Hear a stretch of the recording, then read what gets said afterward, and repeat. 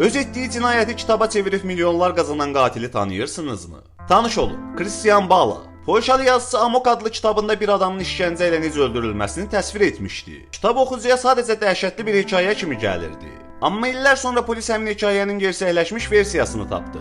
Tapılan meyit Balanın kitabındakı ölüm səhnəsi ilə dəhşətamiz dərəcədə üst-üstə düşürdü. Qurbanın əllərinin və ayaqlarının bağlanma üsulu, ona vurulan dəqiq zərbələr, hətta meyitin suya atılma forması. Təfərrüatlar inanılmaz dərəcədə dəqiq idi. Sanki Bala hər səhnəni hadisə baş verəndən sonra yazmamış, əksinə hadisəni yazdığı üçün həyata keçirtmişdi. Araşdırmalar ortaya çıxardı ki, Qurban Balanın keçmiş həyat yoldaşının tanışı imiş. Bala isə qısqanclıqdan və nəzarət edə bilmədiyi qəzəbindən onu öldürmüşdü. Yəni o cinayəti gizlətmədi. Sadəcə onu ədəbiyyata çevirdi. Hər oxuyucu onun hər cümləsi vasitəsilə gizli etirafına şahid olmuşdu. Amma bunu heç kim anlamamışdı. 2007-ci ildə Bala tutuldu və 25 il həbs cəzası aldı. Amma sual hələ də qalır. O yazmaq istəyirdi, yoxsa etiraf etmək? Ən qorxunc olanı isə budur. Bala yazmaqla həm etiraf etdi, həm də cinayəti bir növ əbədiləşdirdi.